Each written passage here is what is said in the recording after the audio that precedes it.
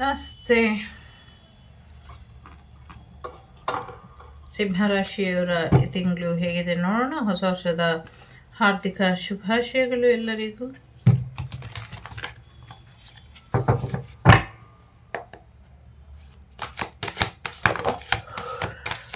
ನಿಮ್ಗೇನು ಬೇಕೋ ಅದೆಲ್ಲವನ್ನು ಕೂಡ ಈ ತಿಂಗಳು ಪಡ್ಕೊಳ್ತೀರಾ ಅನ್ನುವಂಥದ್ದು ಕೂಡ ಇದೆ.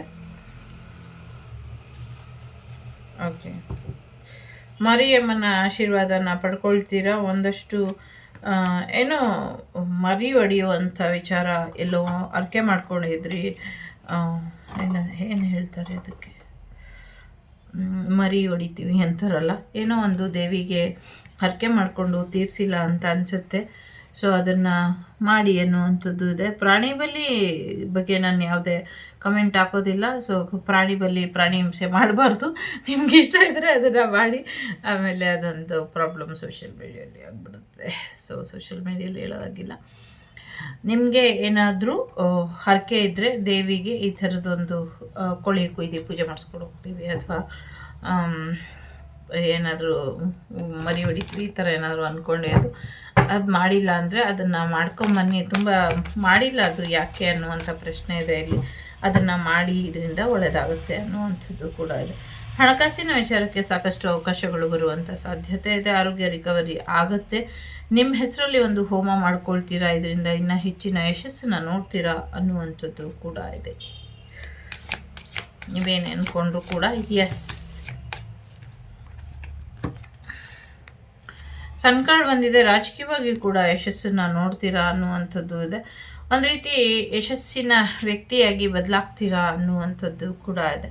ನಂಬಿಕೆ, ಭರವಸೆ ಅನ್ನೋದು ತುಂಬ ಮುಖ್ಯ. ಅದನ್ನು ಹಾಗೆ ಇಟ್ಕೊಂಡು ಮುಂದುವರಿಸಿ. ಯಾರನ್ನು ಬೇಕಾದರೂ ನೀವೇನು ಬೇಕಾದರೂ ಮಾಡಬಹುದು, ಅಷ್ಟೊಂದು ವಿಶ್ವಾಸ ನಿಮ್ಮ ಜೀವನದಲ್ಲಿ ಇದೆ ಅನ್ನುವಂಥದ್ದು ಕೂಡ ಇದೆ.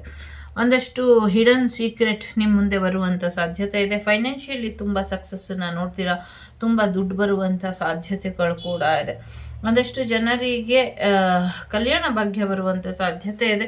ಇನ್ನೊಂದಷ್ಟು ಜನರಿಗೆ ಒಂದಷ್ಟು ನೆಗೆಟಿವ್ ಪ್ಯಾಟ್ರನ್ ನಿಮ್ಮಲ್ಲಿ, ನಿಮ್ಮ ಜೀವನದಲ್ಲಿ ಸೀಕ್ರೆಟ್ ಆಗಿ ಇದೆ. ಸೊ ಸ್ವಲ್ಪ ಅದನ್ನು ರಿಮೂವ್ ಮಾಡ್ಕೊಳ್ಳಿ. ನಿಮ್ಮ ಮನೇನ ಸೆಕ್ಯೂರ್ ಮಾಡ್ಕೊಳ್ಳಿ. ನಿಮ್ಮ ಮನೇಲಿ ಒಂಚೂರು ನೆಗೆಟಿವ್ ವೈಬ್ ಇದೆ ಅನ್ನುವಂಥದ್ದು ಕೂಡ ಇದೆ. ಎಲ್ಲೋ ಒಂದು ಕಡೆ ಪಾದಯಾತ್ರೆ ಹೋಗುವಂಥ ಸಾಧ್ಯತೆಗಳು ಕೂಡ ಇದೆ.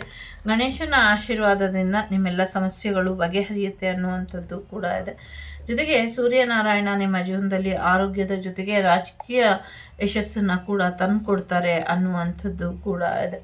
ಲಕ್ಷ್ಮೀನಾರಾಯಣರ ಆಶೀರ್ವಾದದಿಂದ ಈ ಶ್ರಾವಣದೊಳಗೆ ನಿಮ್ಮ ಜೀವನಕ್ಕೆ ಹೊಸ ವ್ಯಕ್ತಿಯ ಆಗಮನ ಆಗುವಂಥ ಸಾಧ್ಯತೆ ಇದೆ. ಮ್ಯಾರೇಜ್ ಆಗುವಂಥ ಸಾಧ್ಯತೆಗಳು ಕೂಡ ಇದೆ. ಸೊ ಮ್ಯಾರೇಜ್ ಆಪರ್ಚುನಿಟಿ ನಿಮ್ಮ ಜೀವನಕ್ಕೆ ಸಾಕಷ್ಟು ಪಾಸಿಟಿವಿಟಿನ ತಂದುಕೊಡುತ್ತೆ. ಫ್ಯಾಮಿಲಿ ಕಡೆ ಸ್ವಲ್ಪ ಹೆಚ್ಚಿನ ಗಮನನ ಕೊಡ್ತೀರಾ ಅನ್ನುವಂಥದ್ದು ಕೂಡ ಇದೆ. ಹೊಸ ವೆಹಿಕಲ್ ತಗೊಳ್ಳುವಂಥ ಸಾಧ್ಯತೆಗಳು ಕೂಡ ಇದೆ. ರಿಯೂನಿಯನ್ ಆಗುವಂಥ ಸಾಧ್ಯತೆ ಇದೆ. ಗಾಸಿಪ್ಗಳಿಗೆ ತಲೆ ಕೆಡಿಸ್ಕೊಳ್ಬೇಡಿ. ಗಾಸಿಪ್ ಮಾಡೋರ ಜೊತೆ ನೀವು ಇರಬೇಡಿ ಅನ್ನುವಂಥದ್ದು ಕೂಡ ಇದೆ. ಒಂದಷ್ಟು ದುಡ್ಡು ಚಾರಿಟಿಗೆ ಕೊಡುವಂಥ ಸಾಧ್ಯತೆಗಳು ಕೂಡ ಇದೆ.